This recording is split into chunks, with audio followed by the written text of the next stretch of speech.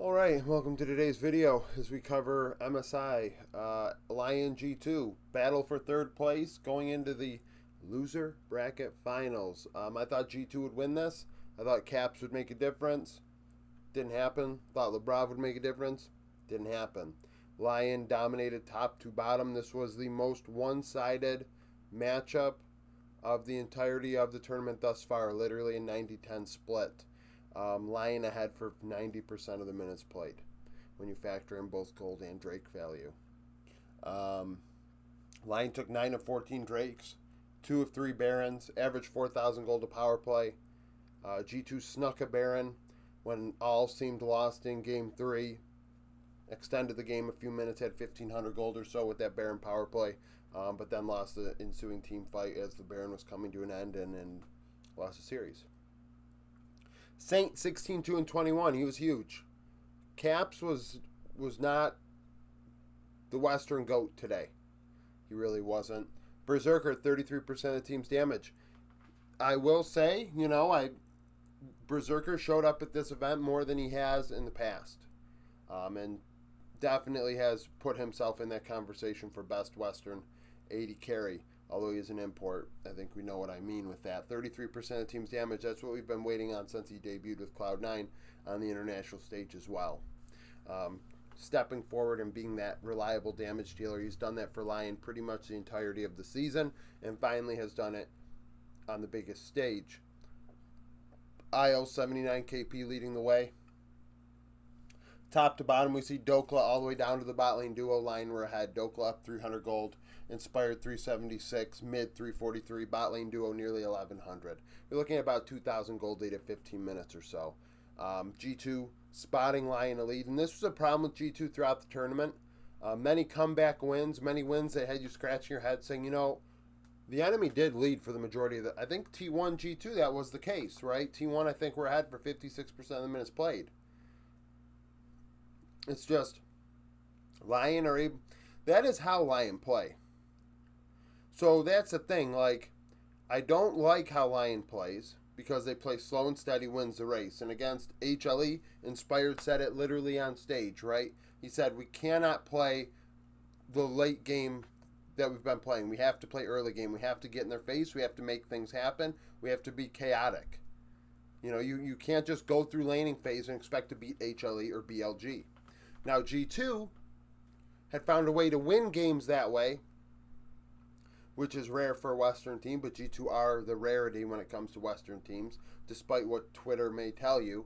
All these people saying that G2 are not some elite team Western-wise because they have a losing record against LPL and LCK teams all time. I think the fact of the matter is G2 are the only team that even is in the conversation historically. Skuman went 5, 10, and 12, 89 KP. He was involved in 17 of the 19 kills. Hansama, 25 damage here. Dokla had 2 solos. It just wasn't the case. Just wasn't the case today for G2. That inconsistency we've seen for a large part of this season kind of reared its head today. It was terrible. It was terrible. I did not expect this at all. Would I say it's an upset? No. I mean, it's 4 versus 5 on my board. All the stats aren't out yet, so I can't actually update the power rankings because I use Oracle's Elixir for these stats, not Game of Legend. And Oracle's doesn't have Game 1.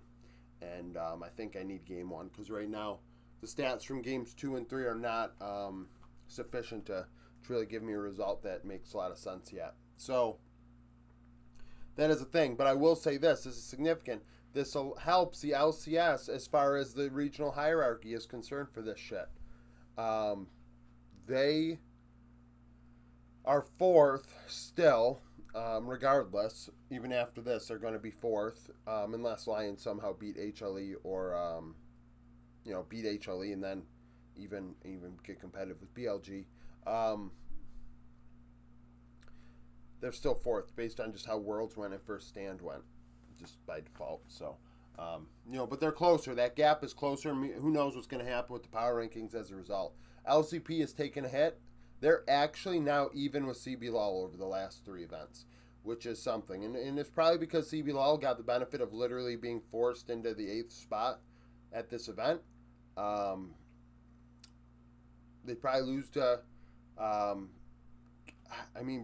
think they'd be competitive with KC and TL. They could beat those teams. So I'm not even going to say that, frankly, they very well were maybe the 8th best team at this event.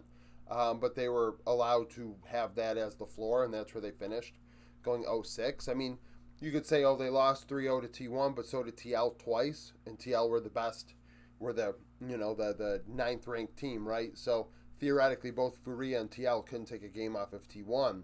So to say TL's better than Furia, I mean, I don't know. You're looking at common opponents, and it's not looking too good for TL. So that's a thing, which is interesting. I wonder how that's going to affect things for Team Seeker Wales up here, who've been top 6 now, but mainly top 5 all season. And Furia, who are 20th, I expect them to get a little bit of a boost. We'll see. Or it's going to boost the LCS. The LCS may get is going to get a boost now.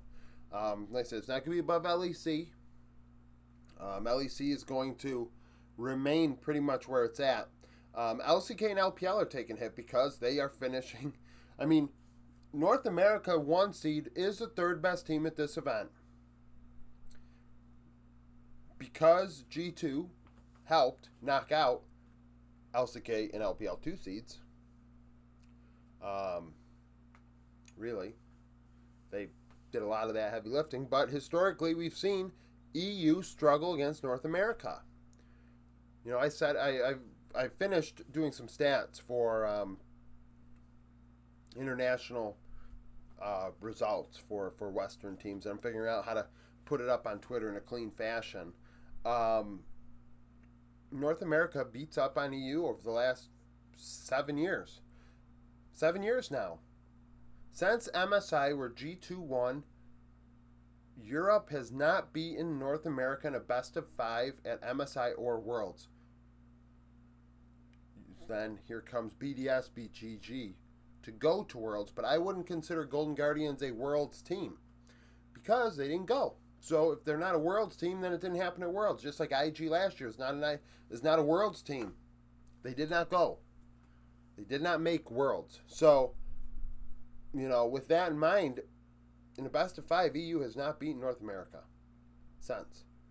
And I really thought today was going to be the day because G2 just beat T1 and they beat them in a way that was like, okay, this is the G2 style of play. And against LYON, it just didn't happen. We got players on LYON saying, yeah, it was kind of weird the way G2 decided to play this out. It didn't make much sense. And maybe it's just trying to give LYON a different look and it backfired, but sometimes you do have to go with what works. Sometimes you just need to go with what works and play your game. And in the end, they just didn't do anything, and LYON win. Inspired was better than Skumon. I wonder how many people... it's already funny. I'm seeing on Twitter, well, Inspired hasn't beaten an Eastern team internationally. It doesn't fucking matter. It doesn't matter. I mean, he won today, right? So, I mean, I'm not going to go and say NA is better than EU over the entirety of everything just because NA 6-0'd EU this tournament.